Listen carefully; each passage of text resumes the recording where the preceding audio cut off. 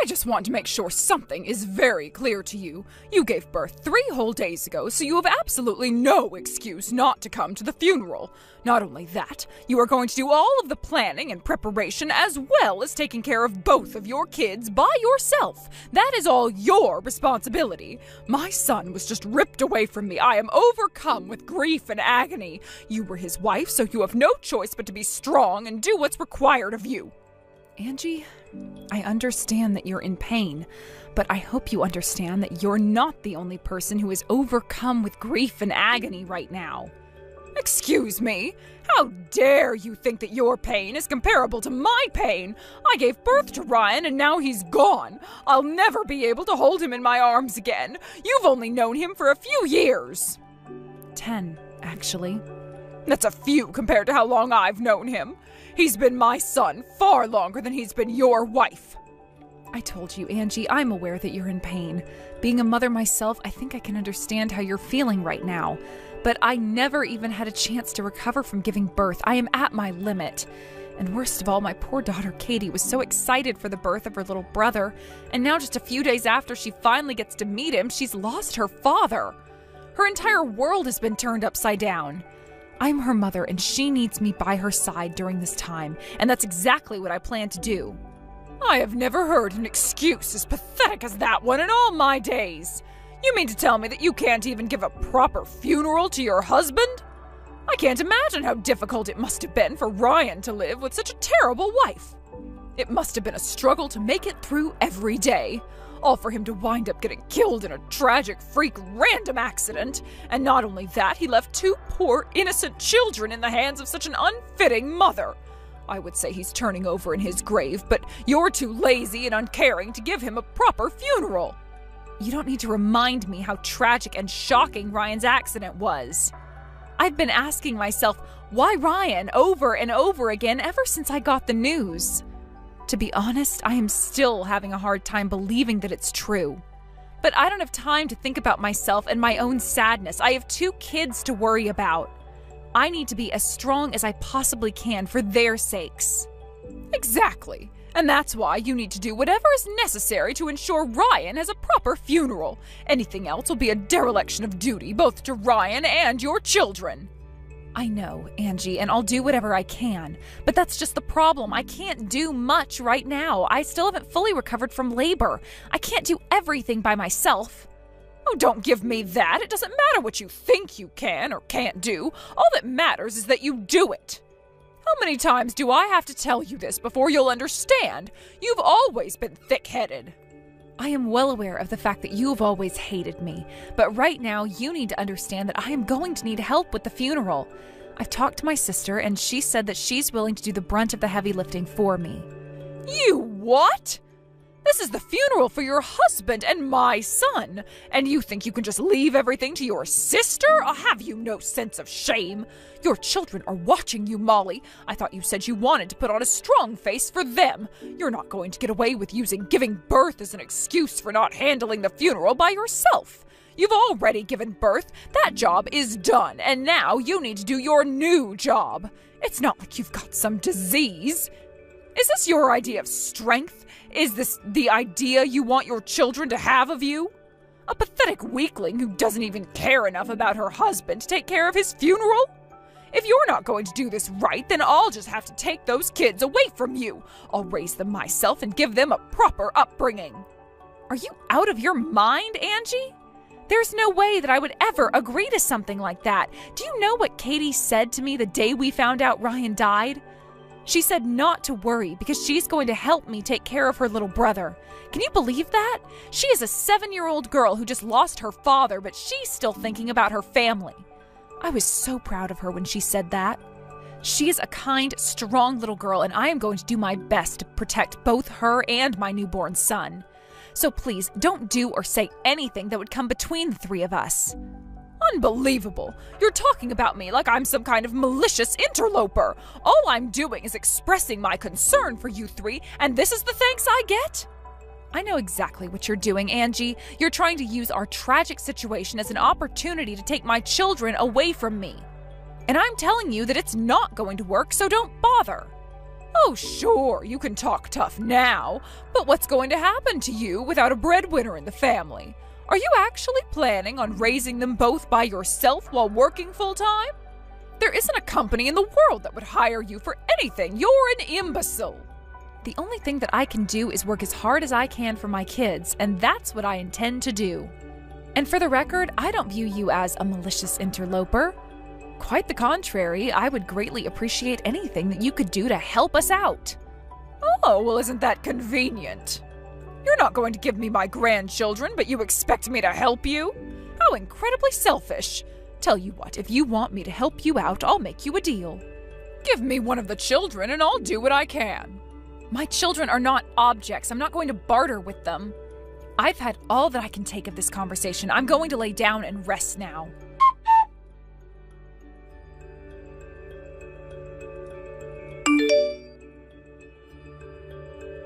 I have never been more disappointed with a person in my entire life than I am right now. This is your husband's funeral, you idiot. I don't care if you just gave birth a week ago. That is no excuse to pass out in the middle of the service. You're probably just faking it anyway. And then you went and called an ambulance? Oh, shameless, utterly shameless. You're mean, Grandma. I don't like you. What? Did you just call me Grandma? Yeah, I did. And I don't love you anymore. I hate you. I never want to see you again. You're not my grandma anymore. Stay away from me and my family. Wait a moment. Katie, is that really you? Yeah, it's me, Katie. My mom's phone kept beeping and it was really loud, so I wanted to turn it off. Then I saw that it was you messaging my mom. I might only be 7, but I can read just fine. I looked at the messages you've been sending my mom. You've been bullying my mom, haven't you? Mom always told me to be nice to you, but I'm not going to be nice to you anymore. I hate you. Katie, wait, you don't understand. There's a very good reason for the way I was talking to your mommy, okay?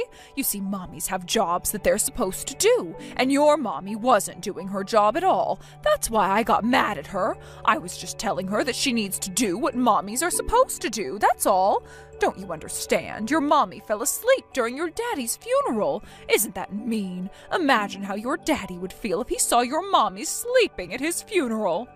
You're lying. I know you're lying. She didn't fall asleep. My mom just had my little brother a few days ago, but you made her do a bunch of work. I watched my mom all day today. She's really, really tired. But even though she's tired, she kept smiling and saying she was okay, even though that wasn't true. It's all because she didn't want me to be alone today. Oh, but Katie, your brother wasn't born today. It was almost a week ago. Even if your little brother was born today, that still wouldn't be an excuse.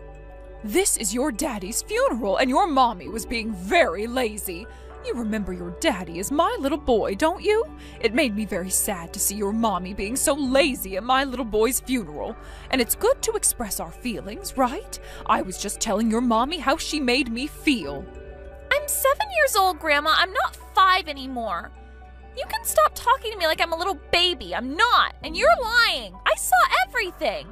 My mom was tired from working so hard and was heading over to her chair to sit down and rest, but then you stuck your leg out and tripped her. So she didn't fall asleep. She didn't fall down either. You tripped her.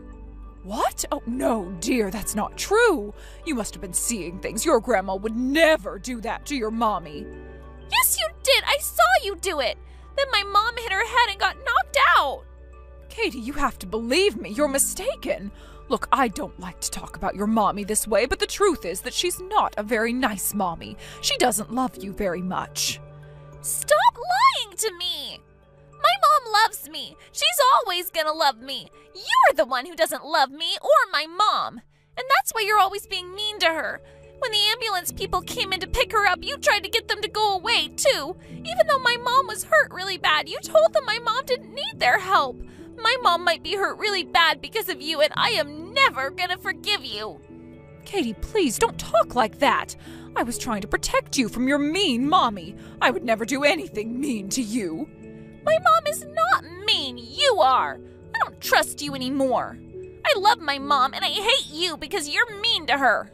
Katie, let's talk about this, okay? I'm sure you'll come to understand why your grandma did what she did if you just talk to me.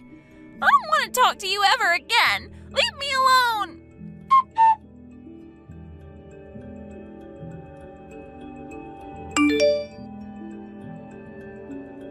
Hey there, Molly. How are you feeling today? Let me know if there's anything at all that I can do for you. If I can't do it for you, then I could talk to my wife and have her head over to your place.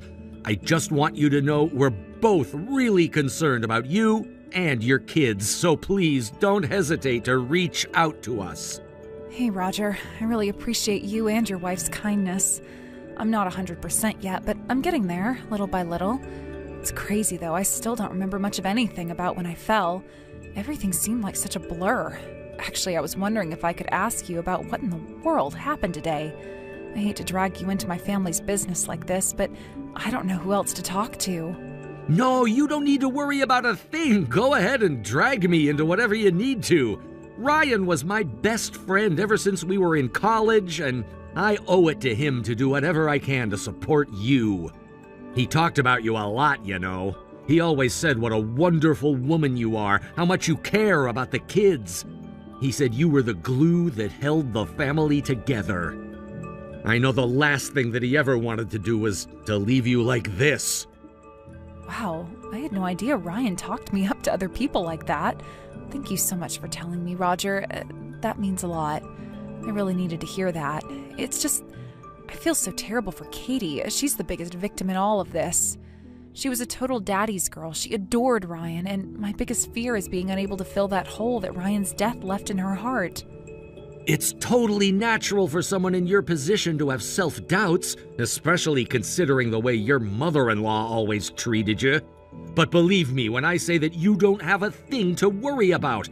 I know for a fact that Ryan was completely confident in your abilities as a mom. Wait a second. You knew about me and my mother-in-law? But how? Did Ryan tell you? No, actually it was your daughter, Katie. She was so concerned about you when you fell down. She was right by your side the whole time, even in the ambulance and the hospital. By the way, about your fall, did you know that your mother-in-law stuck her leg out intentionally to trip you? Katie saw the whole thing, and so did I, so it's a sure thing. You know, I kinda had a feeling that was the case. But like I said, my memory from that day is so foggy, I don't remember much of anything. And that's not all. After you fell down, she started shouting, "Don't you dare fall asleep now, you slacker!" Then she got on top of you and started slapping you in the face, trying to wake you up. But you don't remember that either? Oh my god, I had no idea. Is that how I got this bruise? I thought it was from the fall. No, that was your mother-in-law. After the dust had settled a bit, Katie came and talked to me. She wanted to know what she could do to save you from your mother-in-law. Wow, I guess an awful lot was going on while I was out. It was you that called 911 for me, right? I'll bet that Katie figured she could trust you when she saw that. I'm really sorry that you had to deal with all of that. No, really, I was glad to do it. You don't need to apologize. Come to think of it, Katie has been telling me that I need to call the police. Do you think that's what she was talking about? Yeah, I'll bet anything that's what it is. Actually, she was asking the paramedics who showed up if they could arrest someone. Then she asked one of the security guards at the hospital if they could go and arrest her grandmother. It must have been a huge shock for her to see her own mom getting slapped around like that. Really? She was pretty determined to see Angie in handcuffs. She said that when somebody does something bad, they have to get arrested. And if her grandma didn't get arrested, that wouldn't be fair. She also seemed afraid that she would do something like that to you again, or worse. I'll never forget the look on her face when she said to me, "I don't want my mom to die, too."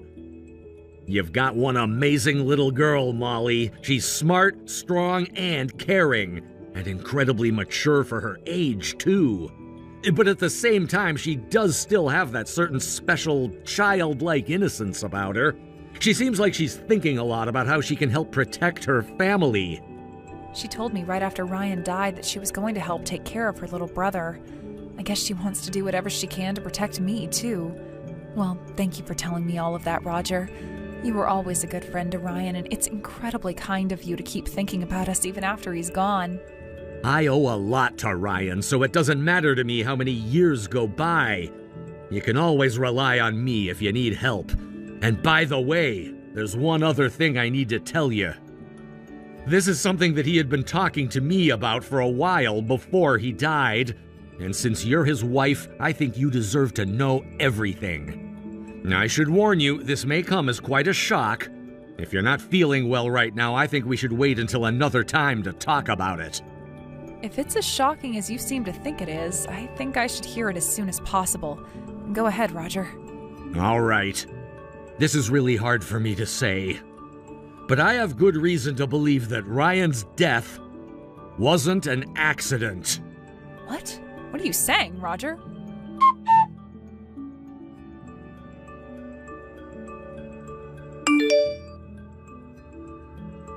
Well, Molly, are you ready to give up and let me have my grandchildren? You know you can't look after both of them by yourself. Stop delaying the inevitable and do as I say. I was very clear with you about that, Angie. The answer is no. Oh, please, you had to call an ambulance and go to the hospital over a little fall. And you expect me to believe you can handle being a mother?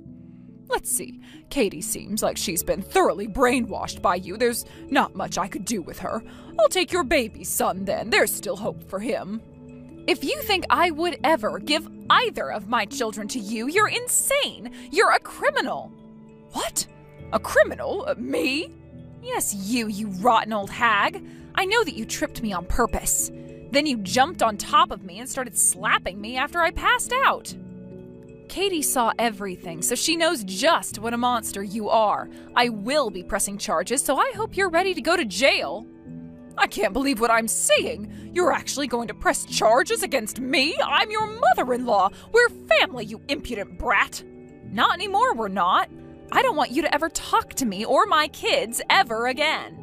You must have hit your head pretty hard when you fell because you're delusional. If you cut me off, who are you going to have to rely on? No one, that's who. Shut up, you senile old snake. I still have my mom. I don't need you. But even if I didn't have anyone else in this world, I still have my 2 children, and they are more than enough for me. As long as they're here, I can take on any challenge life throws at me. Ah yes, the old strong, independent woman trope. Newsflash, Molly, the only reason you've had food on your table for the last several years is my Ryan's hard work. What have you done since marrying him, All you've ever been is a housewife. You can't make it on your own. I will do anything and everything that my children need me to do for them. If I need help, I can ask my parents. But I would rather die than allow either of my children to fall into your filthy, blood-stained hands. You have no right to keep them from me. As long as those 2 have my son's blood running through their veins, that makes them my grandchildren. I have just as much of a right to raise them as you. Where'd you get your legal advice from? Social media? My God, you're such a moron. You can't insult my intelligence. I've been alive for far longer than you. Trust me, I can tell from how much of your skin is sagging lately. How dare you? I am just as beautiful as I've ever been. Oh, I bet you think so. You must think that if you're attractive enough to sleep with another woman's husband, you must be hot stuff. What? What are you talking about? You know exactly what I'm talking about. No, I have no idea what you're referring to. Stop making such ridiculous, baseless accusations. Baseless? You're wrong, Angie. I've got plenty of hard evidence. It was all a parting gift from none other than your dear son. Ryan? Oh, nonsense. What evidence could he possibly have had? Come to find out, he personally saw you out on the town with a man he'd never met before. He just so happened to be across the street when the 2 of you came walking out of a hotel together. He was absolutely furious and immediately started digging into your relationship. After all, you gave me grief for being a housewife, but you're the same as me. Your husband has been working for decades to support you, and yet you have the gall to walk around with another man in broad daylight? Come to find out? What's that supposed to mean? How did you come to find out? Ryan's best friend told me. The 2 of them had been talking about what to do about you for a while, and that friend was the one who hooked Ryan up with a private detective. A private detective? You must be joking. I'm afraid not. He did a very thorough report on you. And do you know why Ryan did that? I don't know. Because he was shocked to see me, his mother, with another man? Oh, Angie, you really are clueless. If he was just upset about your affair, do you think he would hire a private detective? No, he'd simply confront you about it. Well, then why? Stop beating around the bush and tell me. He was trying to get you to stop being so cruel to me. You think he didn't know you were acting like a wicked stepmother out of a fairy tale? Not only were you berating me at every opportunity, he saw on our security camera that you were trying to get Katie to get in your car while she was playing alone in the yard, all without ever telling us. He knew there was no way you'd stop unless he got some serious dirt on you. Dirt that, if your husband found out, would get him to divorce you for sure. Then what would you do, Angie? What would you, a 30-plus-year-old housewife, do if you suddenly got booted out of your house? You'd be done for. No, I can't believe it. How could Ryan do that to his own mother? Stop acting like a victim, you dementia-addled degenerate. Anyway, I don't think I have to tell you at this point, but we know, Angie. About what? We know that the person who got into that accident with Ryan was none other than your boyfriend. Oh, that's purely coincidence. Coincidence? The one person in the world with a reason to hurt Ryan kills him in an accident, and you expect me to believe that's a coincidence? Earlier in the day Ryan died, he went to talk to your boyfriend. But you already told him Ryan was coming, didn't you? You told him that Ryan was on to you. I know this looks bad, but I swear it's all a sheer coincidence. He wouldn't do something like this intentionally. There we go, you're finally becoming a bit more honest. You were playing dumb, but I knew all along that Ryan already gave you his ultimatum.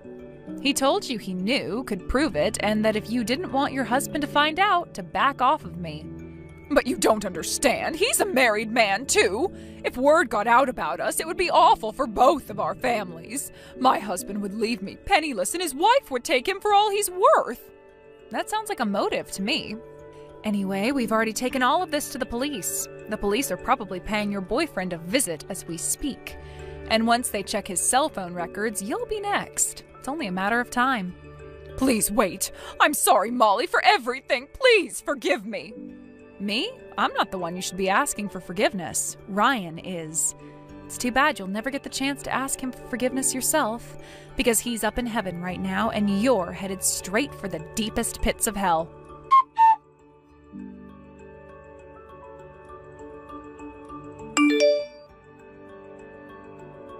As I predicted, Angie was arrested later on that same day. I heard from the arresting officer that they had to drag her kicking and screaming out of her house. And my poor father-in-law, who was at that point oblivious to everything, could only stand there in shock, mouth agape. Evidence came out that Angie had told her boyfriend to do what he knew he needed to do in order to keep their secret. They were both convicted and sentenced to spend the rest of their very short lives behind bars. As for me, I'm doing my best to focus on my family. I owe a lot to Katie. She was so strong and brave at the funeral. Roger's help was indispensable, too. Ryan was blessed with a good friend. So, while I treasure the memory of my husband in my heart, the best thing for me to do is to press forward. Fortunately for me, I am surrounded by wonderful people willing to help me do just that. The next coming holiday, we'll be coming back home. Which means you will be getting ready for our arrival starting now, right? That means I need you to start cleaning out my bedroom for us to sleep in, as well as buy things that people like us will need during our stay. You have a month left before we're there, so get to it. Huh? Emmy, it's been such a long time since I last heard from you. I am not texting with you again right now to reminisce with you about the last time we talked to one another. So this upcoming holiday you both will be coming back to town? Okay. That's right, because we've been wanting to come back home to my parents' house for a bit in order to relax. Anyhow, since the two of us elites will be coming all the way back there to be with you, make sure that everything there is ready for me. And I mean ready for me in a way that would match my position. I want the inside of the house to be sparkling clean for me, and for you to have all the cooking be up to par with what I eat on the regular. And I would like for my husband, Reese, to enjoy his time at my parents' house as well.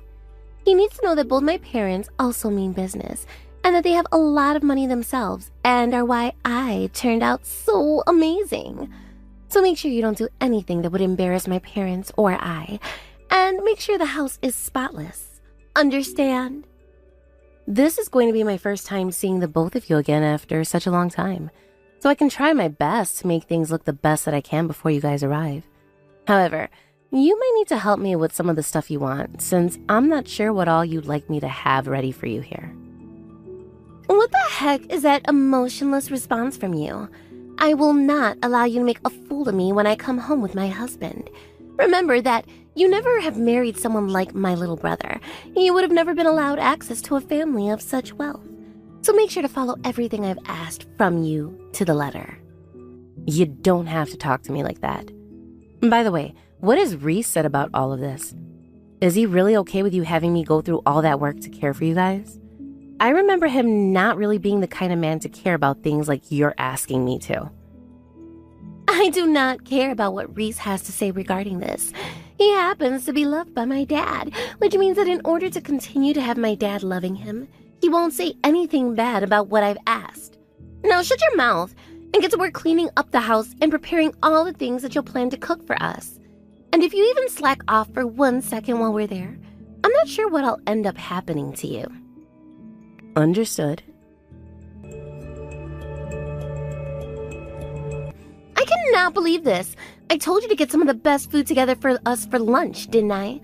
So then, why did you decide to make up something like these chicken tenders and french fries? I have no idea what any of this means to you. What about all of the things I said to you earlier? Did you not understand? That somehow led to you making us such embarrassing food for lunch. Can you not even read and understand the English language, you useless wife? I came all the way back here with my husband, and you've prepared me this crap to eat? Huh. You go and prepare us something only a 5-star hotel would be able to prepare for their guest. You pile of junk. Is that all you have left to say? If that's all, then today is the last day we'll be meeting with you. I do not allow that kind of selfish behavior in this house and will not be giving you another chance. What's all this about now? No matter what a little runt like you tries to say to me, it's not going to scare me into respecting you, huh? It's not Carter you're talking with, but your father. And right now your father is telling you that this whole relationship I've had with you is over now after that outburst. What? Dad! But isn't this Carter's phone number I'm texting right now? Carter handed her phone off to me when you first started texting her. She told me she couldn't stand what you were saying to her anymore and asked me to think of some way to deal with you instead. Thank goodness I was near her when this all started, or else she would have had to try and fend for herself again. So this is the way you've been talking to my Carter this whole time then, huh? Like a complete jackass who thinks the whole world gets to revolve around her? It's not like I've been picking on her or anything like that, Dad. I'm not some kid anymore, and neither is she. We both happen to be adults now, although I've actually made a name for myself, and I'm making my own money.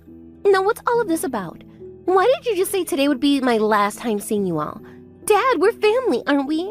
What do you think you're talking about right now? I'm saying that we're all cutting ties to you. Dad, are you trying to play around with me? Because if you are, it's not very funny anymore.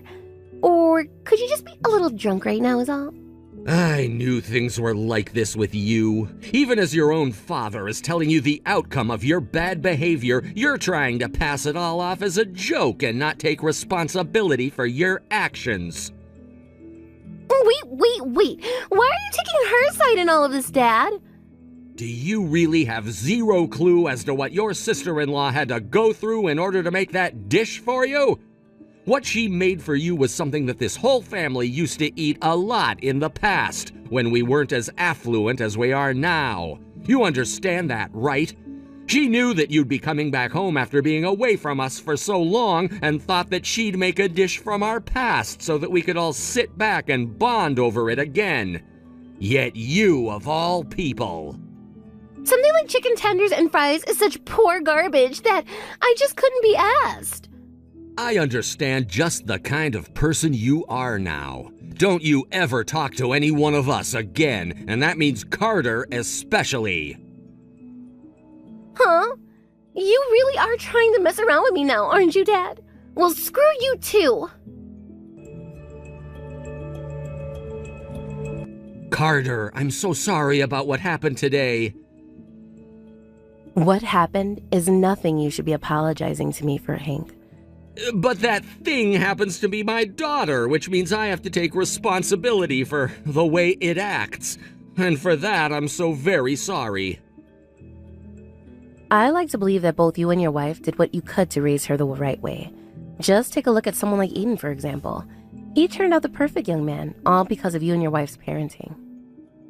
You're right. Someone like Eden did turn out the way we wanted him to, but when it comes to my daughter, Emmy, I never expected her to change so drastically from when we had little money to where we're at now.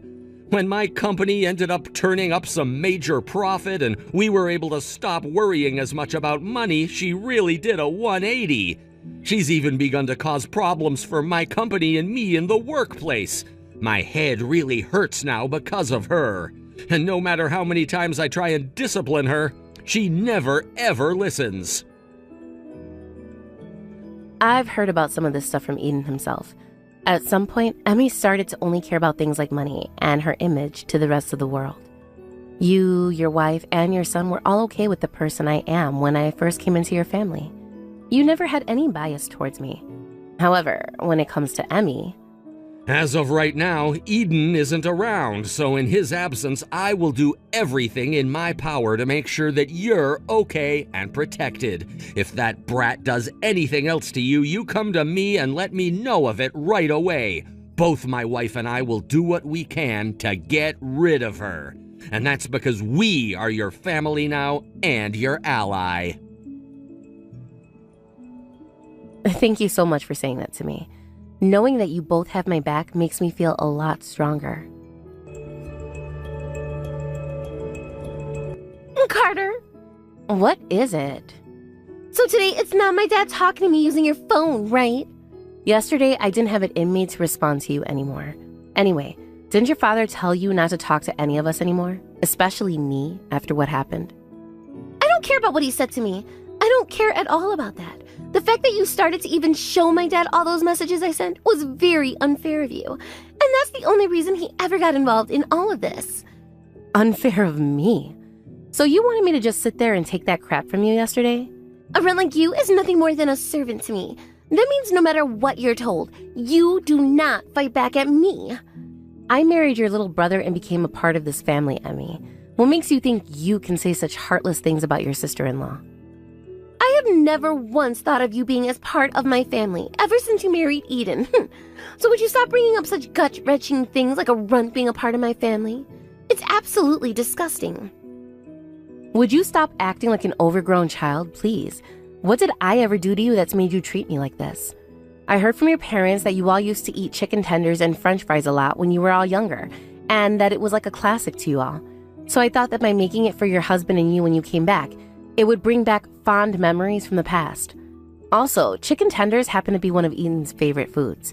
Yet, for some reason, you think you have the right to say such terrible things about me now? The fact that you cooked up some chicken tenders and fries for us to eat shows me just how much of a lowlife you really are. And what was that? One of Eden's favorite foods is chicken tenders? So that's why he was able to marry a runt like you. So now you're going to make fun of your little brother? If you're no longer going to think of me as part of your family, then I'm going to do the same regarding you. That would be the best outcome for all of us.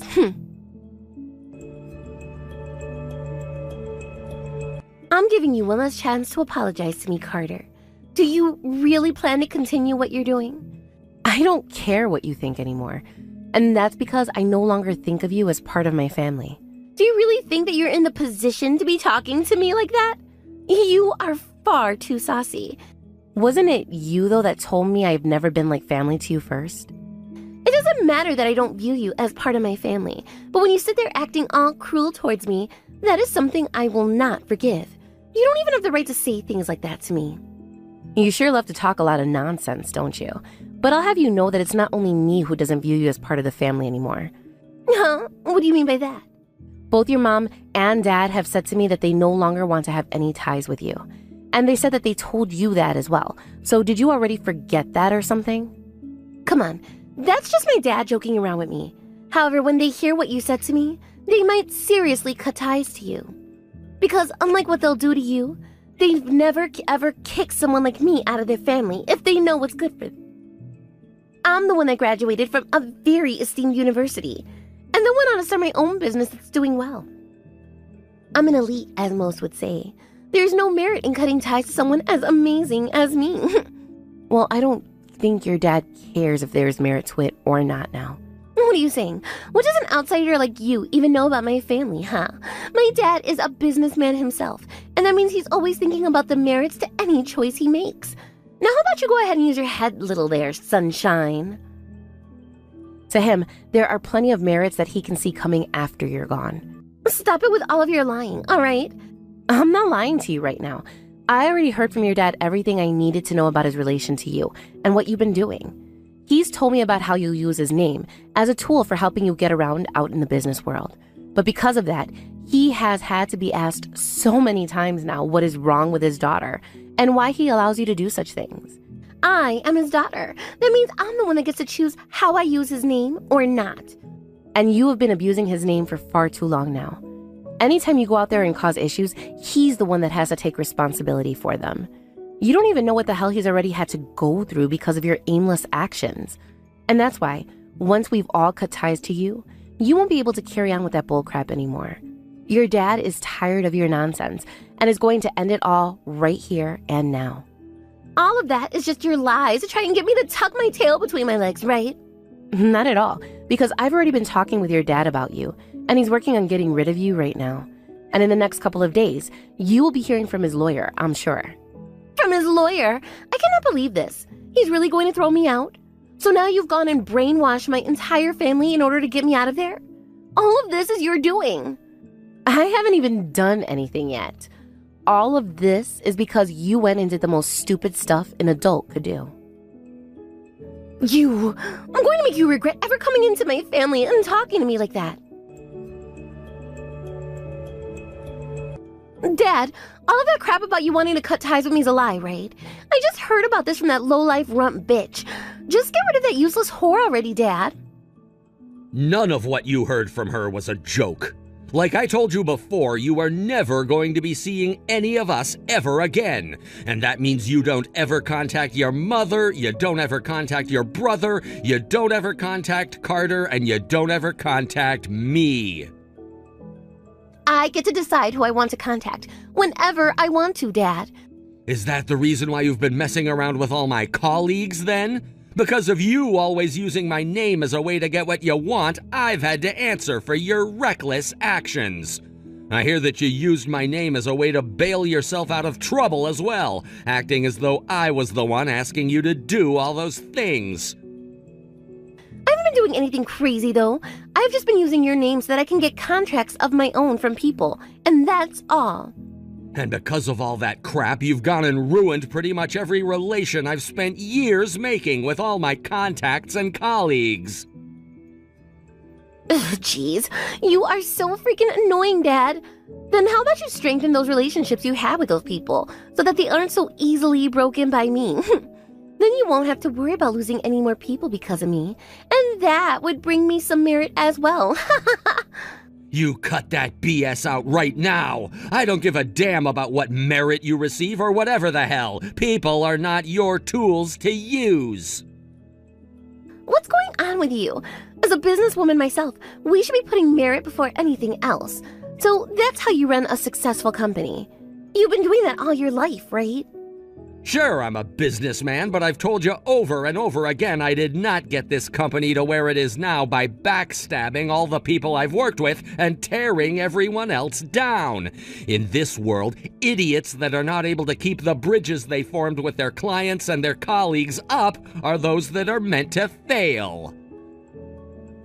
You really love to preach, but it's freaking annoying. Someone like yourself that's used both your company and the people around it to get money will no longer be a colleague of mine, even if you're my daughter.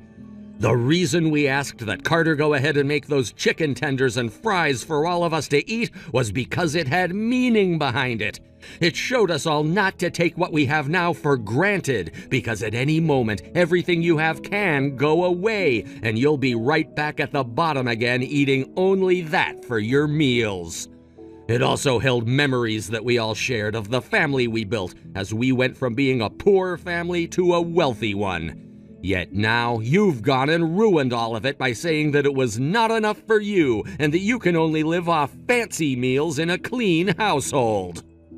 And now not only myself, but your mother, your brother, and Carter all feel terrible because of what you said. As someone that cannot understand nor respect their family, you are no longer a part of us. That is why I've made my choice for what to do with you. I've told everyone around me to cut ties with you so that we no longer have to be used and abused. And that includes all of the customers and clients of yours that you've been messing with behind my back. Huh? What the hell do you think you're doing? All of those are my very important customers. If all of them end their contracts with me, my company will... Are you saying you don't care about what happens to me anymore? I told you from the very beginning when you were starting your very own company that it would be an uphill battle, and that if you really wanted to form a reliable business where you didn't have to worry about your income anymore, you had to form bonds with your own customers and keep those relations strong. But instead, you've been using my name to take people into falsely made contracts, which later led to me receiving the bad reputation. If you think you can get away with doing that to your own father of all people, then you go ahead and fight on your own now. Dad, if you throw me out of your family right here and right now, you're going to regret it. Like hell I will. The only asshole that's going to be regretting everything they've done will be you after I've had everyone cut ties to you. You're going to learn to hate your existence after never once heeding any of my warnings about this. What the hell? Blaming me for absolutely nothing? This is all that bitch's fault. Her. I'm not going to let her get away with all of this. How many goddamn times do I have to tell you to leave that poor woman the hell alone? Emmy, damn it!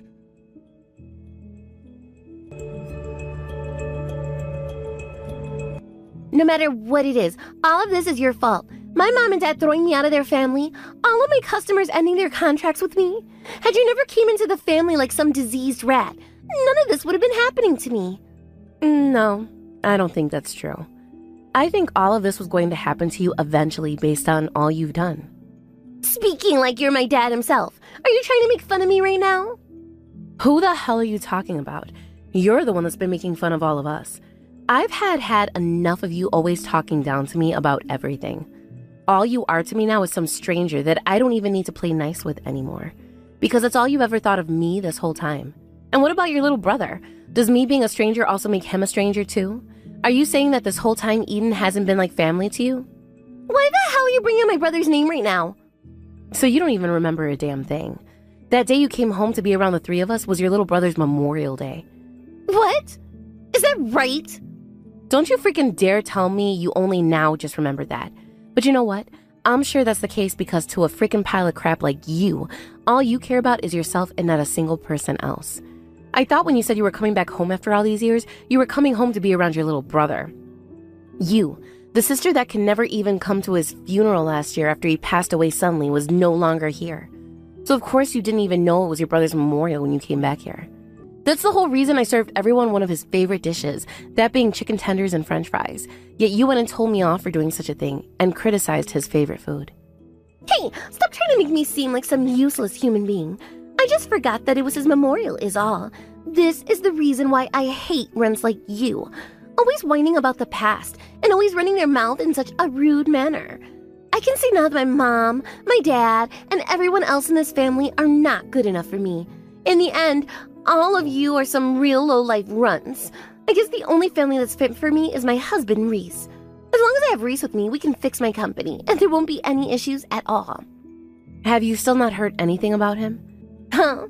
If you think you're going to get me to react to some kind of fake news about him, it's not going to work. That wasn't going to be my plan. It's just, I thought that he would have already talked with you about it. What the hell are you talking about? Hurry up and freaking tell me. Reese told me that he's going to leave you now. What a freaking lie. Seems that he lost his love for you watching you as you went around doing whatever you wanted with your company without any care in the world. And after what you said and did to your own family this time, he said to us that he'd use this as his chance to get away. He said to both your parents and me that if she was treating her own family like you've been, that someday he might be next. What? What did you say? I can't even believe that. Are you really saying that my husband is going to throw myself and my company away? Does he really think he can go out and find a job for himself now? You don't have to worry about him finding another job or not. What? Reese happens to be completely different from you, Emmy, and is seen as someone a lot of people can respect. Your dad even realizes that, and said that he'd be hiring him into his company now once he's left yours. It also sounded like Reese has some ideas for a company of his own that he'd like to start, so your dad will be supporting him with that financially from here on out. What the hell are you? I've already lost all of my customers, and all of my family is cutting ties to me for good, and now my husband is going to throw me aside like the rest of you? The one that threw all of their family away first was you, Emmy. This was supposed to be the time where I began to expand my company even further. If all of these things really happen to me, then I'm going to be forced to live on my own?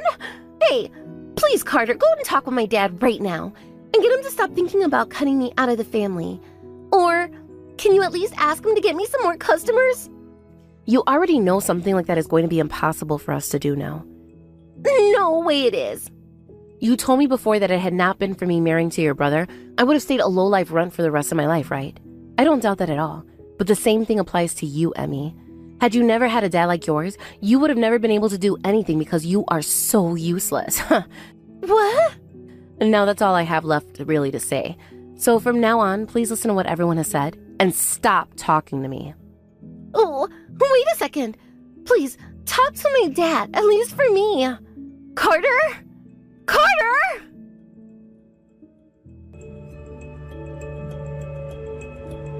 Carter, Emmy really did a lot of terrible things this time. I've told you plenty of times before that no matter what she's done to me, it is not your fault. My sister-in-law, no wait, Emmy and I are no longer a family, which means you really don't have to worry about things anymore. I sure don't care anymore, and this time I'm telling you, she won't be able to bother me anymore. Now as for you helping to defend me throughout all of this, thank you so much. Both my wife and I promised you after our son passed away that we'd still be here to protect you and make you feel at home. And the same applies for the rest of our time on this earth. Thank you, Hank. I had a word with my wife about some things last night. Would you mind if perhaps my wife and I were to adopt you? What? You're asking me if I'd like to become your child? I'm not going to say that the idea of such a thing is impossible. After all, ever since our little boy went to heaven, my wife and I have been having you live with us, and you've been taking such great care of our needs. So we like to think that you're more than just our daughter-in-law, but our true daughter. So we thought if you were willing to do so, we'd love to legally adopt you and make you ours. Please let me know if I'm troubling you by saying this. What you've said makes me so happy. I myself have seen both your and your wife as my real family. So if you really have me as your daughter, then I look forward to being a true member of this family, Dad. After having been abandoned by her own husband, Emmy was left by herself to try and carry the weight of her company. She made attempts to still use her dad's name in order to get new customers, but a lot of them already heard about what she'd done from Hank, and they didn't even give her a chance. But that did not stop her from fighting on, as she would reach further and further out, trying to find customers that she could work with. And although she tried to keep things going, the company was performing worse and worse. And soon, she had to start cutting some of her employees' pay, as well as asking them to stay home from work as not to take any more of her money. But her frustration began to increase. She'd start taking it all out on her employees through workplace harassment, which would leave her in masses until there was nobody left working for her. And by the time she had realized that there was no hope at all for her company, the Bakes contacted her and she was forced to file for bankruptcy.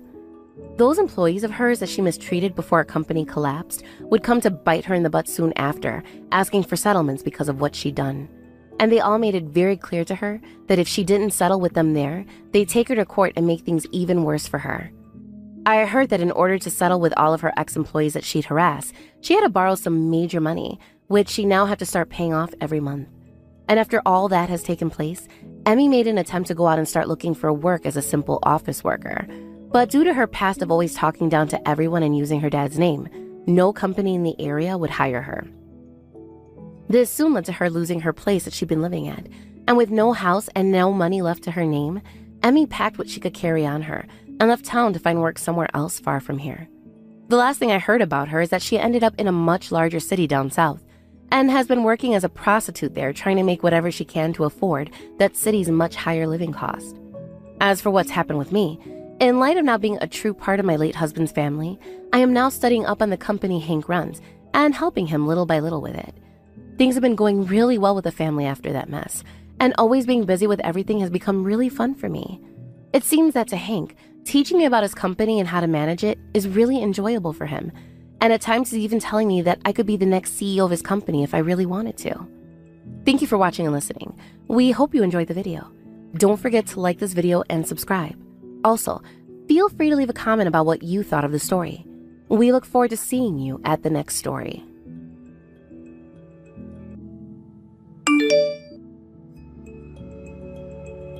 Hey, Hannah, I wanted to talk to you about something. Do you think you could maybe become a little bit more, how can I say this, interesting? More interesting? I'm not exactly sure what you mean by that. It's just, I've been thinking lately, you're a super mature, smart, responsible, strong, independent girl, and I really like that about you. But at the same time, if we're gonna get married, that means we're gonna be together forever, right? And if I'm gonna be with someone for the rest of my life, I'd rather she be someone who's more fun to be around. You get what I'm saying? No, I really don't. But as much as I don't want to think this is the case, are you trying to tell me that you're having second thoughts about getting married to me? No, that's not what I'm saying at all. Jeez, Hannah, relax a little, will ya? You don't need to get so negative all the time. But I was thinking about my ex-girlfriend the other day, and I couldn't help but compare the two of you. One of the biggest differences between you is that she is way more interesting than you are. Okay, well, that isn't exactly the sort of thing I want to hear from the man I'm going to be marrying in just a few days. If that's how you feel, why don't you marry your ex-girlfriend instead of me? There you go again. I told you that's not what I'm saying. Take a deep breath, okay? Me and Shawnee broke up. It's over between us. She's married to another guy now. We're just friends now. I happen to like our relationship better now than back when we were dating. I'm not interested in marrying her anymore, okay? Remember, you're the one that I proposed to, so have a little more confidence in yourself. If that's true, then why are you bringing up your ex-girlfriend right now? Worse, why are you comparing me to her and asking me to be more like her? Look, you're virtually the perfect woman. You've got it all. You're gorgeous, you've got a great figure, you have a successful career, your family's loaded. Seriously, you're a way different type of woman than all my past girlfriends. If you just had this one thing, then you wouldn't be virtually perfect, you'd just be perfect. I guess I can understand where you're coming from. But if it's so important to you that the woman you spend your life with is interesting, then maybe I'm not the person you should spend your life with. No. You are definitely the girl for me. All I'm saying is that I wish you would be a little bit more interesting. What do you say, Hannah? Do you think you could maybe work on that portion of your personality a little bit? I'm not really sure what to say. I mean, my personality is a result of the life I've lived up until now. I don't know if it's really possible to change it at will like you want me to. Not to mention, I don't even know what you mean by interesting. It's a pretty abstract concept. Can you be more specific? I guess you wouldn't really get it, would you? I don't know, I guess I mean like having a better sense of humor? I think the only way I can make you understand is to show you what I mean. I'll think about a good way to show you. Give me some time, okay? Our wedding's in just a few days, so I question the timing here. But, okay, I'll give you time.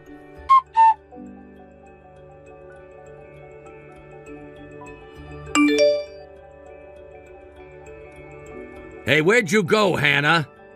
Come on, you can't really be that sad, can you? I mean, you just started crying your eyes out and darted out of the room. Didn't you like the surprise? It was hilarious.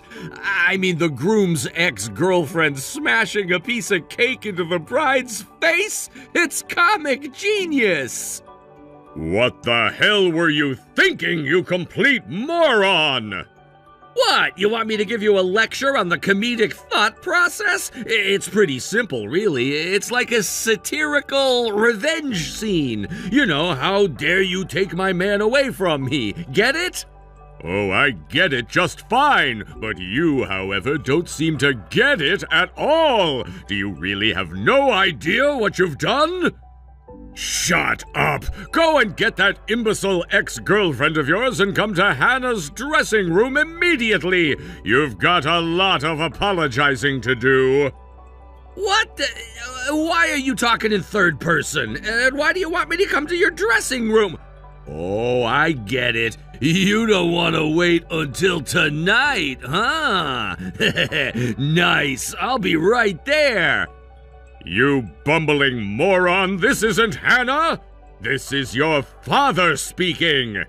Hannah's not in any condition to be talking to a foul little creep like you right now! That's why I'm dealing with you, so she doesn't have to!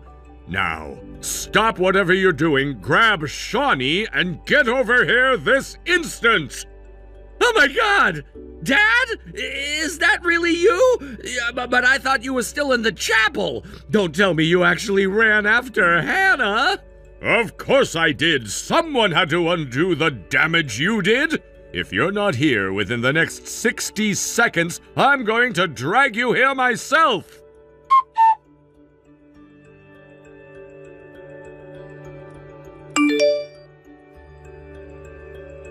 Hannah, I am so sorry for what happened at the wedding. I never thought you would have reacted like that. But once I saw how mad my dad was, it became crystal clear to me how badly I messed up. So, won't you please forgive me? Never! We were never meant to be together, right from the beginning. I see that now. The wedding is canceled, our engagement is canceled, we are canceled. I am done with you forever. It's just like I told you at the wedding. I know that's what you said. I'm trying to get you to change your mind. I feel really bad about what I did. What happened to comic genius, huh? Honestly, what is wrong with you? How could you ever have thought that was funny? You have an appalling lack of common sense, not to mention common decency. It wasn't bar night with your buddies. It wasn't a comedy podcast. It wasn't a prank video. It was our wedding. I spent all morning getting my hair and makeup just right, and then at the very beginning of the wedding, you get your ex-girlfriend to come up to me and smash a piece of our wedding cake into my face? I know you probably didn't notice, but while you were busy laughing your full head off, everyone in the room was paralyzed in shock. Even Shawnee started to back away sheepishly once she saw everyone's reaction. There was no one laughing but you.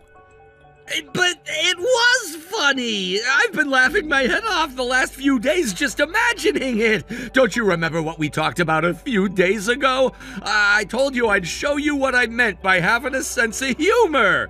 I talked with Shawnee about a joke we could pull off at the wedding, and that was the idea we came up with! Wow, Matthew, every single text that you send me only makes you look like even more of an insensitive jerk. You thought that was funny? What about all the people in the room, huh? Did you think about how they would feel? Did you think my parents would appreciate that? Think about it. It's their daughter's big day, the moment that they've been waiting for all her life. And then she gets humiliated by her own fiancé? Did you really think they'd find that funny? Well, yeah. My God in heaven, if you really thought that would be funny, then you should go marry someone who agrees with you. You said Shawnee was already married, didn't you? Well, isn't that a shame? Maybe you could go and talk to her husband and convince him to divorce her for you. Hannah, please, I am in super big trouble. I had no idea that your dad had agreed to make a massive investment in my dad's company. No one ever told me about that. Yeah, I was in the same boat as you. I didn't know either. Apparently, this was all decided in secret somewhat recently. They didn't want to influence our relationship with their business dealings, so they never told us about it. I'll bet your father never would have guessed you'd go and do something as boneheaded as this, though. My dad is scary mad at me. Like, I wouldn't be surprised if he disowns me as his son at this rate. Oh yeah? Well, that sounds like a great plan to me. I hope he cuts you off completely. Please, don't talk like that. You don't understand. I'm in danger of becoming completely isolated from my family. I told you that I was going to take over my dad's company for him someday, right? I've been working my entire life in order to make that happen. If my dad kicks me out, all that hard work would have been for nothing. So please, Hannah, please. I don't see any reason why I should swallow my pride, cope with the shame, and marry you just to save your future. What's in it for me? I would only be condemning myself to a lifetime of misery. No, you won't have to worry about that. I swear, I'll make you the happiest woman in the entire world. I don't believe a single word you say. It's all just a bunch of noise with zero substance. I'm telling you, that's not true. I really do feel bad about what I did. I promise you, if you marry me, you will never regret it. My mind is made up, Matthew. We're through. Oh, and since your stupid little prank is what ruined the wedding, then I'll be charging you for the full cost. You had better start saving money now because it's going to be a pretty massive bill.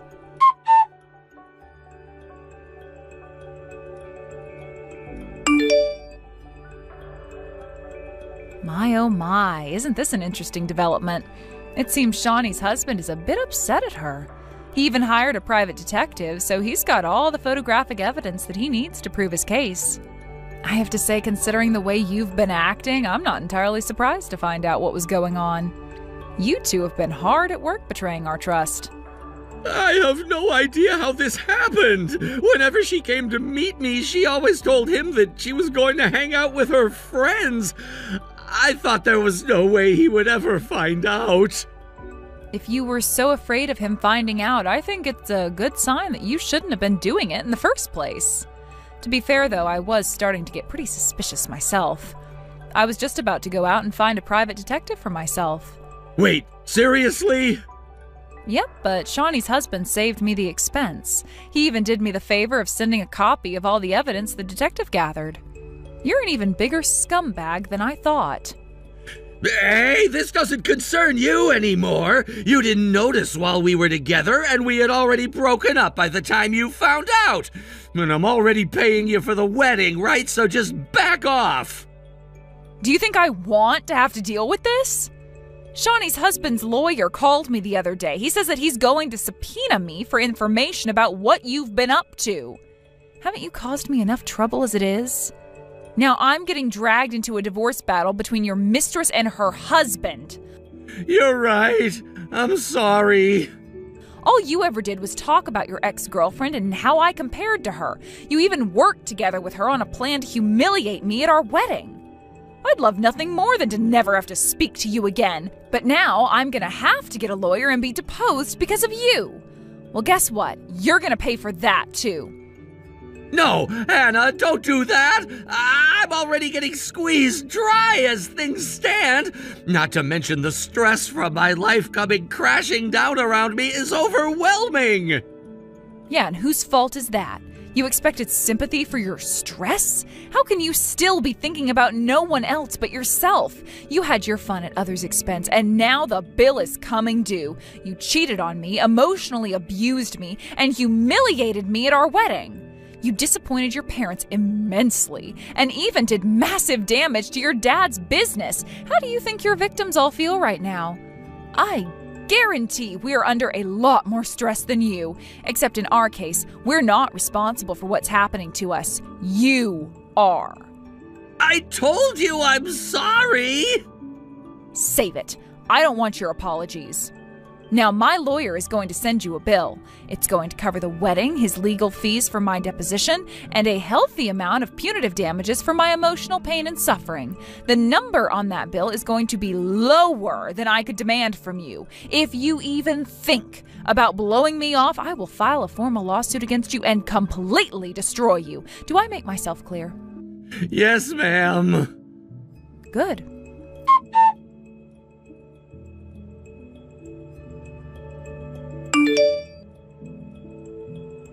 Hi there, Hannah. It's me, Shawnee. I wanted to tell you how sorry I am for everything. My relationship with Matthew, the wedding, I am really sorry for everything. Shawnee, what do you want? I think you know that I'd rather not speak to you unless it's absolutely necessary. Just so you don't get any ideas, no, I will never forgive you or Matthew for anything. Trust me, I know. I wasn't expecting you to forgive me. Honestly, if I were you, I wouldn't forgive me either. I talked to Matthew and I told him that since I was just as much at fault as he is, then I'm going to pay for half of whatever he has to pay you. Oh, well, isn't that generous of you? I suppose that is only fair, seeing as how it's both of your faults that my relationship ended and my wedding was ruined. I'll be carrying the trauma from that with me for the rest of my life. No amount of money can change that. Honestly, if I had known you would be paying half, I would have demanded more from him. I know, Hannah. I deserve everything I'm getting right now. You can say that again. Your husband's divorcing you, huh? Good. You deserve to have your marriage broken up for what you did to mine. Whatever happens to you and my scumbag ex from this point on is no concern of mine. My only request is that no matter what consequences you suffer, that you suffer quietly and don't bother me ever again. I totally understand how you feel. For the record, I won't be speaking to Matthew ever again either. Huh. Is that so? What a waste. You went and ruined two people's marriages all for your selfish pleasure, and now you're breaking up? Your husband told me the other day that you were crying and begging him not to divorce you when he showed you the evidence of your affair. What a pathetic, miserable little creature you are. Hannah, I know this may not mean much coming from me, but however poorly you think of me right now, I feel much worse about myself. I'm ashamed of the person that I've allowed myself to become, and I know this isn't going to make up for anything I've done, but if you'll give me just a moment of your time, there's something that I thought you should know. I feel like I'm gonna puke every time you send me a message, so whatever you have to say, make it very quick.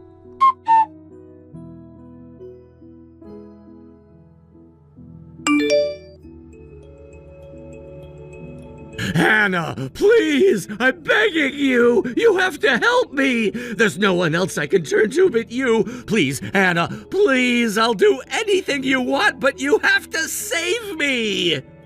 I was wondering when I'd be hearing from you. I guess your dad was pretty upset when he found out, huh? I can't believe it. Were you and Shawnee in on this together? I thought you hated her. Why would you team up against me like this? Me? Team up with her? Give me a break. I would sooner team up with Jack the Ripper than that harlot. All she did was provide me with some useful information, which I used for my benefit. What did you possibly stand to benefit? You're just being cruel at this point. I was already gonna get cut off by my dad, and all my family hated my guts. But then my dad calls me out of the blue today, says he wants me to come over to the house.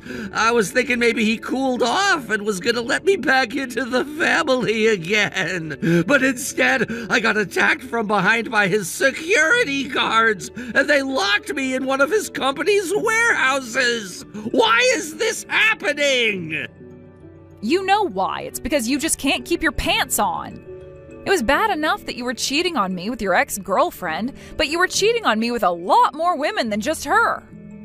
Shawnee was risky because she was married, but all the other girls were single. I never thought I'd get caught. And to think that Shawnee would go out of her way to tell you about it? She doesn't have the right to screw me like this. She's just as guilty as I am. Shawnee sure is an interesting woman, Matthew. Even as her life slides deeper and deeper down into an abyss of misery, she still has the wherewithal to grab you by the leg and drag you down deeper. That takes a lot of guts, and I'm impressed, really. You two are both incredibly adept at screwing up other people's lives. I can see why you liked her. She didn't have anything to gain from telling you. It's not like she's in any less trouble now. My God, that woman is the worst. I know, it was completely out of spite. Isn't that hilarious? There she was in the middle of getting reamed out by her husband for cheating on him, and then she willingly brings up the prank you two pulled on me at the wedding. Isn't it incredible what someone with nothing left to lose is willing to do? Thanks to that, her husband only got angrier at you, not her. I mean, what else could he do to her besides divorce her? So then he started digging into you to get more information that he could use against you, and boy, did he ever find it.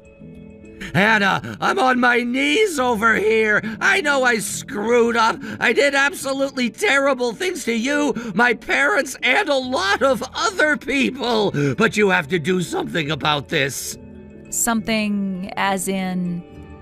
If you forgive me and marry me like we planned, then I'm 100% sure that my dad will forgive me too. Well, maybe 50% sure? After you sent the private detective's report to my dad, my chances dropped pretty hard. I had to make sure that you would face the consequences, Matthew. You have caused so much trouble for me. After the wedding, I had to get deposed by Shawnee's husband's lawyer, get my own lawyer, bill you for all the costs. And now I have to personally see to it that your dad punishes you properly for your horrible behavior. Ugh. What was I thinking when I accepted your proposal? If I could go back in time, I think I would go back to the day you and I met and punch myself in the face. Hannah, I am very aware that I did wrong by you, and I swear to God that I will do anything that you ask of me, literally anything. But please, for the love of God, you have to save me from my dad. If you don't do something, then he's gonna have me fixed. Fixed? You mean... Yeah, fixed as in snip, snip. Wait, seriously? Awesome. Those two little danglers are the source of 99% of your problems and mine, aren't they? Chopping them off seems like the best possible solution to me. Wow, your dad is a really interesting guy. Why was a guy as boring as you surrounded by so many interesting people? How can you be making fun of me at a time like this? You know what's about to happen to me. Yeah, and I'm going to enjoy every second of it. Can you call me and put the phone on speaker while they're doing it? No pictures, though. Please, God, no pictures. And it's not like you have any choice in the matter. What's happening to you now is the consequences of being unfaithful. You weren't just unfaithful to me, you were unfaithful to the women you were being unfaithful to me with. That's why Shawnee was so willing to deal with all the vitriol I threw her way and tell me about all your other girlfriends. I know, I'm a jerk, a creep, a total loser, and I'll do anything you want. You can't just sit by and let me get fixed. If that happens, I'll never be able to get married. You know how much I want kids, right? And you want kids too, right? We could get back together and have kids. A bunch of kids. Thousands of kids. As many as you want. That was before I found out what a vile, putrid, disgusting man you really were. Honestly, I don't think you deserve to pass on your inferior genes to the next generation. Once your dad's done with you, how about becoming a crazy cat lady? For God's sakes, Hannah, you have to do something. I've learned my lesson, trust me. I'll never mess around with other women again. I'll never talk to another woman for as long as I live. I'll never even look at them.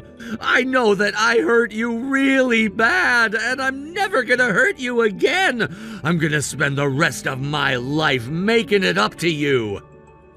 You want to make it up to me? Okay, here's what you can do. Get fixed, become homeless, and spend the rest of your life begging for cash in a falsetto tone.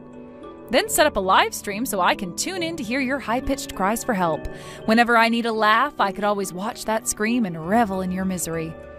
Hannah, you were never this much of a sadist before. What happened to you? You happened to me, Matthew. You did. I know, but don't you get it? I'm terrified. I don't know what's gonna happen to me now. Neither do I, but I hope it's as painful as possible. Is there really nothing I can do to get you to forgive me? That's right. Absolutely nothing. You know, I changed my mind. I think the best thing that can happen to me is for you to be as far away from me as possible. So I'll have your dad send you to some isolated third world hellhole. When I think about it, he's a victim of your escapades too. Maybe I'll tell him that if he cooperates, that I'll get my dad to invest in his company after all. I bet that would convince him. Please, don't do that! It's either that or snip snip. Make your choice. I'll take the third world hellhole. As you wish. I have to thank you, Matthew. You were right, I was a bit of a stiff before, wasn't I? But thanks to you, I've had more fun in the last few days than I have had in the last few years. You told me that you were going to teach me to have a sense of humor, and you totally kept your promise.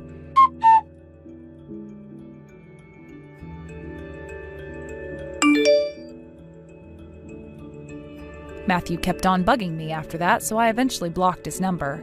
The next thing I did was go to my dad, who was still freshly angry about what happened at the wedding. He went to Matthew's dad and made him an offer he couldn't refuse. My dad would make an investment in his company, albeit smaller than the original amount, in exchange for sending Matthew to a remote wasteland. And just like that, Matthew was on a plane the very next day to a factory run by an acquaintance in a country with, less than stellar human rights. And that's where Matthew will remain for the foreseeable future, working himself to the bone for chicken feed. Matthew's dad did allow him phone privileges, so he uses his one phone call a week to call his dad, telling him how miserable he is and begging to be allowed to come home. So, congratulations to Matthew. He succeeded in giving me a sense of humor. Unfortunately for him, that sense of humor is primarily fueled by Schadenfreude. I'm sorry to have to say this, but I've changed my mind about you. I do not approve of you marrying my son, and I never will. Now, run along home, little girl. Wait a second. Don't you think it's a little too late for you to be saying that? The wedding is in a few weeks, and you never opposed us getting married before. I thought we were having a pleasant dinner together. This was my mom's first chance to meet you. She was really looking forward to it. And now you're telling me you're withdrawing your consent to our marriage? Why are you doing this? Do you really need to ask me? Think about it. Jolene, I really can't think of any reason you would be saying this. Did I do something that offended you tonight? Please, if that's the case, tell me what I did. It's not something that you did tonight. It's something that you've been doing up until tonight, but now I've learned the truth. You were lying to me. Lying? About what? You were hiding the fact that you came from a broken home. A broken home? That's right. You never told me your mother was a single mother. And not only that, you had a rather poor upbringing, didn't you? If you're willing to hide such an important part of your history from me, then I will never let you marry my son. Why do you think I was hiding it? I mean, sure, I never stated it outright, but did I really need to? Are you mad? Of course you did. If I didn't do a thorough check on the educational and economic history of the women my son intends to marry, it could end up causing irreparable damage to my family's name. You're making it sound more like a job interview than a marriage. That's because it is an interview, and you failed miserably.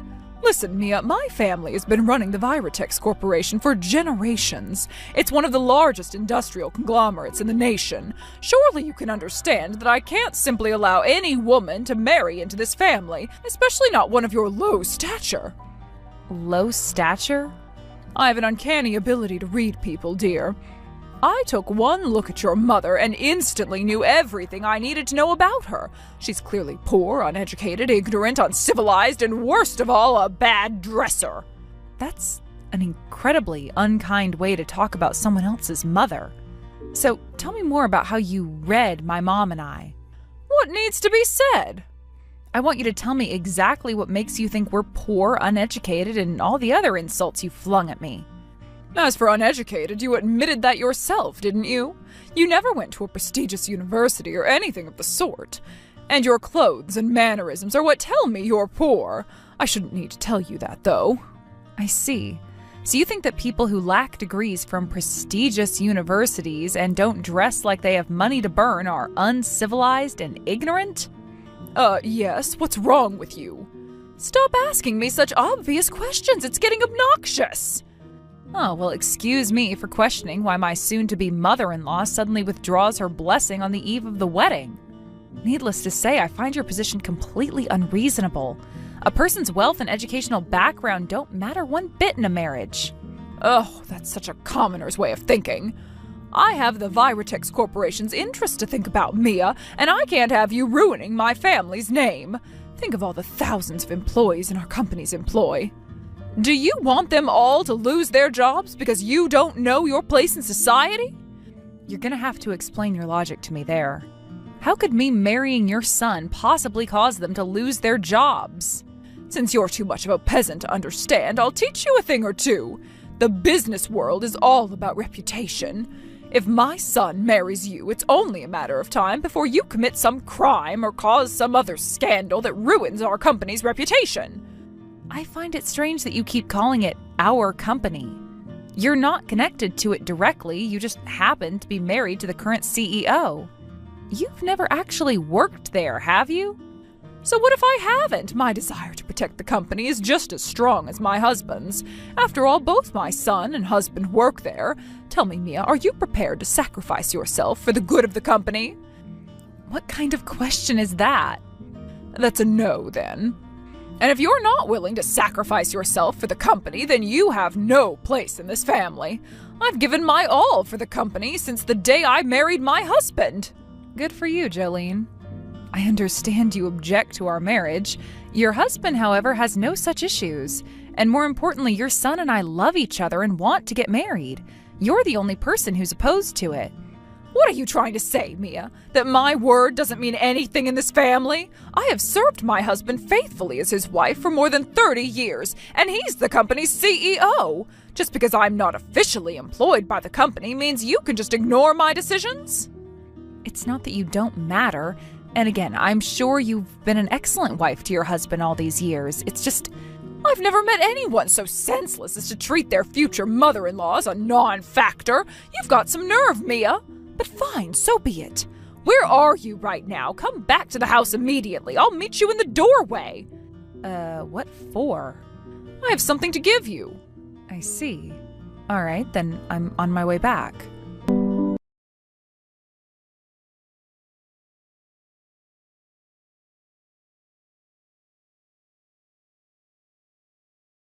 That's what you get for having the nerve to think that I would ever allow peasant scum like yourself to marry my dear son. And if you ever darken my doorstep with your presence again, you'll only get more of the same. Now get out and stay out.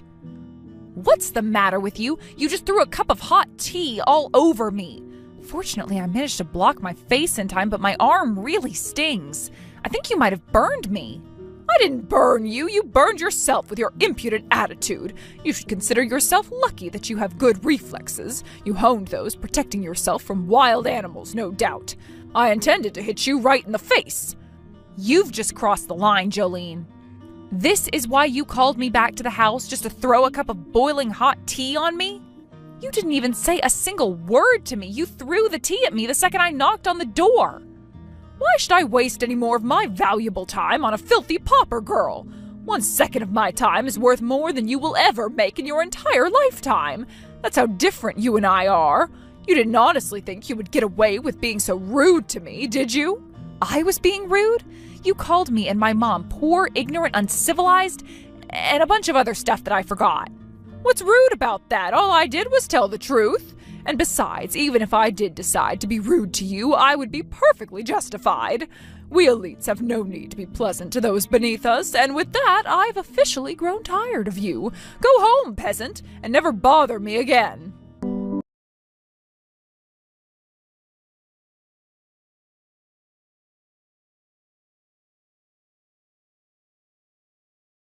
Good evening, Jolene. Just to give you a heads up, I'm going to destroy you.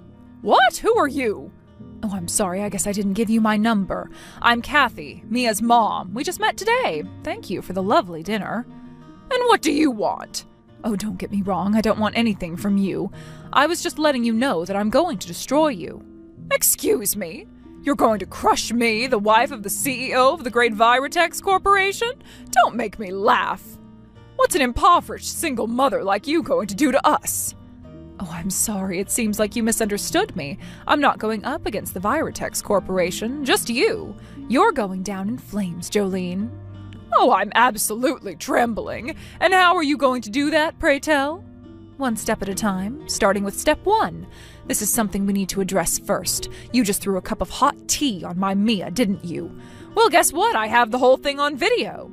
You what? Did you notice that Mia had a small pen sticking out of her vest pocket? That was actually a hidden camera. It's state of the art. We have a 4K HD quality video of the entire incident. What? You mean Mia was recording me? No, don't think ill of Mia. She didn't know, actually. That was all my idea. I tend to be on the overcautious side, you see. I thought it would be good to have video of our meeting today just in case something went awry. And it's a good thing I did, too. So one step is to post this video on social media and show the entire world what you did. No! I don't think I need to tell an elite, educated woman like yourself that you just committed assault. You even admitted by text that you were aiming for her face. If word got out that the wife of the CEO of the great and powerful Viratex Corporation has done such a thing, I don't think your company's shareholders would think very highly of that, would they?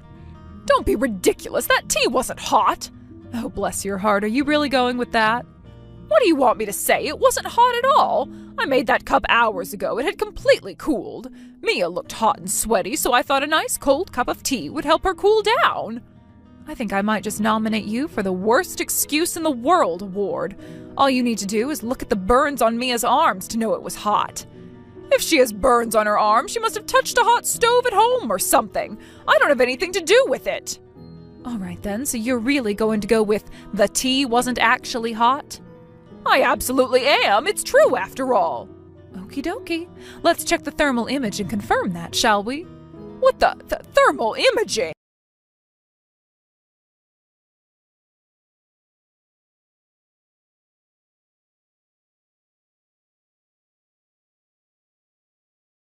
Time, did you check the video I sent you? You can clearly see that the cup you were holding had a much higher temperature than anything around it, including your body heat. So unless your body temperature is around 15 degrees, I'd say that confirms that the tea was, in fact, hot. Where did you get that camera? It's equipped with thermal imaging? I'm sorry, but you'll have to wait until later if you want to talk about camera shopping. Right now, the topic of the conversation is the fact that you lied. Well, Jolene, do you have anything to say for yourself now that you've been found out? You're being overdramatic about all of this. I didn't intend to lie. I thought that cup was cooled. That's why I threw the tea at her.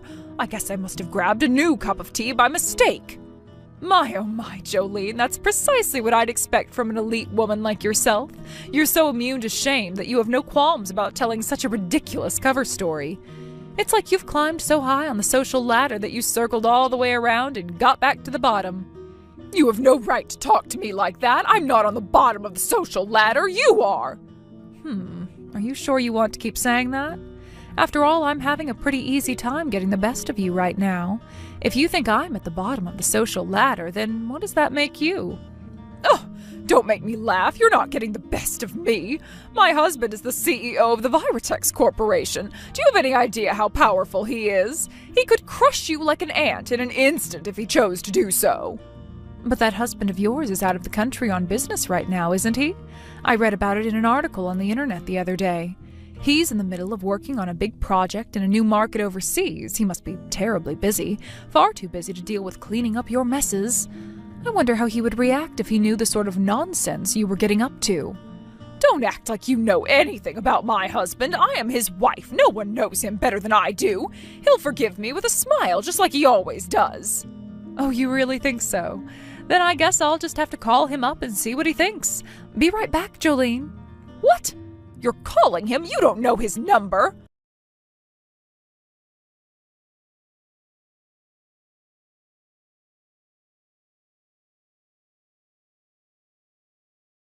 I don't understand. My husband wants to divorce me now? What in the world is going on? Oh, I can answer that. I just talked to your husband and sent him the video of you pouring that hot tea all over Mia. As an extra special bonus, I showed him the thermography video too. You did? Yep, and that's not all. You remember the way you were mocking my daughter and I by text a little while ago? I also sent him a copy of that entire conversation. So yeah, your husband knows exactly what you've been up to for the last several hours. And he's divorcing me because of that? You understand, don't you? He doesn't have much of a choice in the matter. As the company's CEO, he has to manage all the risks to the company, including reputational ones. Considering that, it only makes sense that he wouldn't want to carry the risk of having you be his wife. But every single word I said was the plain and simple truth. Was it, Jolene? Was it really? You think that people with less money than you or didn't attend a university that fits your standards are uncivilized and ignorant. If you really think that way, then wow, you're even more of a lost cause than I thought. I want answers, Kathy. For starters, why in the world did you know my husband's phone number? I had a very close acquaintance of mine give it to me. What? Who was it? Who could you possibly know that would be willing to give you my husband's number? I think you know who it was. Take a moment to think about it, Jolene. Who do you know that wouldn't be very happy about the way you treated Mia? You're kidding me. Was it really my son? Ding, ding, ding, we have a winner. Right you are, Jolene. It was none other than your dear son, Troy. I doubt he told you this, but he's been telling Mia and I for quite some time now that he didn't want to introduce us to you. The reason he gave was that you have a bit of an arrogant side, but I didn't think that was a fair description of you. You are nothing less than a bitter, vitriolic, narcissistic bigot. No, I don't believe you. There's no way my boy would talk about me that way. I mean, I've always been the best mother for him that I could be. He was always number one in my book. For what it's worth, he did tell us that your husband was a completely different person and that we could trust him. He was going to be here at dinner tonight, but he had to fly out of the country on business at the last minute. That worried Troy, who said without your husband there to keep you in line, you would no doubt say or do something awful to us. Which brings me back to the camera that Mia had with her. Would you like to know where I got it from? Troy gave it to me. You must be joking. That was Troy's idea? A slight correction. It was my idea. He just supplied me with the camera. I mean, do you think someone like me could get my hands on a state-of-the-art camera like that? I am much too poor. This can't be happening. I'm not just being betrayed by my husband. My son is turning his back on me as well? Oh, don't be too hard on the poor boys, Jolene. Actually, Troy didn't turn his back on you at all. No, he had already given up on all hope of you being a decent human being a long time ago. Your husband was the only one whose opinion of you changed today. He knew you could be a bit, shall we say, uppity, but he trusted that you would have the decency to not let your bigotry out into the open. And boy, oh boy, was he wrong. So if anything, you were the one who betrayed his trust. But even if that were the case, which I'm not saying it is, then it would still be unfair of him to divorce me so suddenly. I deserve to have him hear my side of the story. I won't let this happen. Weren't you talking a little while ago about how nothing is more important than the company's reputation? It seems your husband shares that point of view. He did an expert analysis of the risks that came along with having a problematic individual like you in the family, and as a result, he decided that you simply weren't worth the risk. That's ridiculous. Sure, the company's image is important, but not more important than me. I've spent the better part of my life serving him and this company. You really think so? Troy thinks differently. He had a lot to say about you, and none of it was very good. For example, he says that you've been burning your family's money like leaves on a bonfire. What? Troy said that? How dare he? Well, if you're upset at him, please don't take it out on me. I'm just telling you what he told me. If you have issues with that, I'd appreciate it if you could talk things over with each other. I would love nothing more than to talk to him right now, but he's not responding to any of my calls or texts. I'll need you to act as a mediator between us. A mediator? Yes, you have to tell my husband and son that I've seen the error of my ways. Tell them I'm truly sorry for what I did to them from the bottom of my heart. That certainly is an apology, but if you don't mind me asking, isn't there anyone else who you should be apologizing to right now? What? Who else is there? Well, that response from you certainly is telling. Telling how? Stop speaking so cryptically and give me a straight answer. It's telling in that it shows that you clearly have not seen the error of your ways, and you are not sorry from the bottom of your heart. Yes, I am. Now, tell me who you think I need to apologize to. I'm racking my brain and I can't think of anyone but them. At least give me a hint. You really need a hint. Take a moment and think about it, Jolene. I'm sure you'll come up with something. No, I can't. That's why I'm asking you. Oh, boy, you really are a lost cause, Jolene. To think my poor daughter had to get stuck with someone like this for a mother-in-law. Oh, I've got it. I need to apologize to the company. The company? Yes, that's got to be it. After all, my son Troy is one day going to be the next CEO of the Viratex Corporation. If I send him a message with some sort of apology for any damage I've caused to the company, then he'll forgive me for sure. I don't know why I didn't think of that sooner. This will show him how serious I am about serving the family and the company. I'm a genius. Okay, well, you go ahead and do whatever it is you're about to do. I'll leave you in peace. I think I've said just about all I can say to you.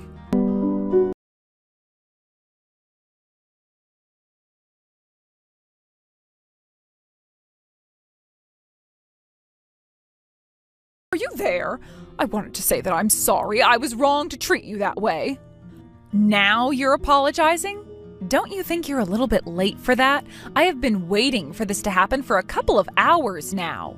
Blame your mother for not giving me a straight answer. She asked me so many cryptic questions. Apparently she was trying to tell me that I should apologize to you. I wish she would have at least given me a better hint. You need a hint to realize that you should apologize to me? Well, at least you figured it out on your own. No, that's not the case either. I can admit I need some assistance. I was sending message after message apologizing to Troy, but when he finally texted me back, he told me to apologize to you. Seriously, how was I supposed to figure that out? Are you out of your mind? You mocked me, belittled me, insulted my mom, and for the finishing touch, you dumped a boiling hot cup of tea on me. But it still seems like you're not the least bit sorry for anything. Can't you read? I'm trying to tell you I'm sorry right now. No, you're not. Not for real anyway. You're only saying that you're sorry, but on the inside, you're still saying, all I did was tell the truth. Am I right? I was, though. Tons of poor, uneducated losers or uncivilized barbarians. Speaking of which, your mother is a real piece of work. If I were you, I'd strongly consider having her committed. Or at the very least, don't let your guard down around her. I can admit that my mom isn't exactly what most people would call normal, but it's precisely that weird side of her that makes her extremely helpful to have around in a tough situation. I mean, it was thanks to her preparation that I was able to come out on top today. Oh, you think you've won, have you? Well, think again. I just apologized to you, and now my husband and son will forgive me for sure. And you said my mom was a piece of work. You do realize that your husband has given you an ultimatum. You have to be out of the house by the time he gets back from his trip overseas. Oh, but that's what he said before. Now that I've apologized, he'll change his mind. I am speechless, completely speechless. You really do think that you're invincible, don't you? I mean, just because you said the words "I'm sorry" doesn't mean I accept or believe your apology. What? But why now? I'm apologizing, aren't I? What is your problem anyway? Why do you have it in for me like this? Yeah, if that's your attitude, then you're definitely not sorry for what you did. Okay, tell you what, you really want to apologize? Then you can pay me for my doctor's bills to treat the burns you caused me, as well as some extra money on top for my pain and suffering. Deal! I'll pay you as much as you'd like. I'll just go and grab my husband's checkbook. Not so fast, Jolene. You're going to pay for it with money you earn on your own. I'm not going to let you use your husband's money to pay me off. If you want to show you're sorry, you're going to have to work for it. Well, if that's what you want, then I wouldn't hold your breath. I don't have any such money. And besides, wouldn't you rather get your hands on that money right away rather than forcing me to pay you myself? Yep, my mom was right. You're a lost cause. I'm suing you for your assault. You'll be hearing from my lawyer soon. Oh, and you should get a head start on moving out of your house. Look at you, talking like some big shot. What makes you think I should listen to a single word you say? Because I want you to be gone before I move in. What? Me and Troy are going to live in that house. We've already prepared for the move, so the sooner you clear out, the sooner we can move in. Hold it right there. You can't be serious. I'm dead serious. So yeah, start packing your things. Immediately. You mean I'm actually being kicked out of my own house? How many times are you going to make me say it? Yes, get out. You should stop wasting time talking to me and get to work on finding yourself a new place to live. But how am I supposed to do that? I don't have any money of my own. What am I supposed to do from now on? Oh, it's not going to do you any good to ask me. This can't be happening. I've given everything for my family. I've served the company faithfully. Is this how I'm getting repaid for all of that? Yes, I'm well aware of how much you love the Viratex Corporation. You told me that I had to be prepared to sacrifice for the company, didn't you? I guess I did. Well, now you're up to bat, Jolene. It's time for you to sacrifice everything for the company.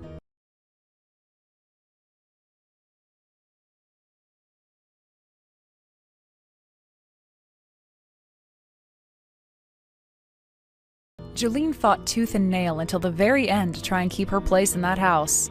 However, once Troy's father came home from his business trip, the two of them put an end to that.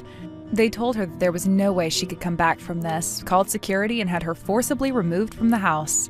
It seems like all everyone in that family ever talks about is their company and the impact Jolene could have on it. But I think that deep down, the simple truth was that the two of them were just fed up with her behavior. I mean, Jolene was constantly name-dropping her husband and his company in order to put other people down. They can't have been too happy about having the name of their company used in such a way. After Jolene was removed from the house, I sued her for throwing that cup of tea on me. We settled before trial, and she took out a loan to make a single lump sum payment to me. Out in the big and scary world with no one to help her, Jolene was left to work off her debt by herself. How ironic, she spent most of her life looking down on poor people, but look at her now. I bet she's rethinking her bigoted beliefs right now. As for me, once Jolene left, me and Troy moved right in. It's now us and his father living together in their big, beautiful house. I'm happier than I ever thought I would be, and I know that I have my mom to thank for it.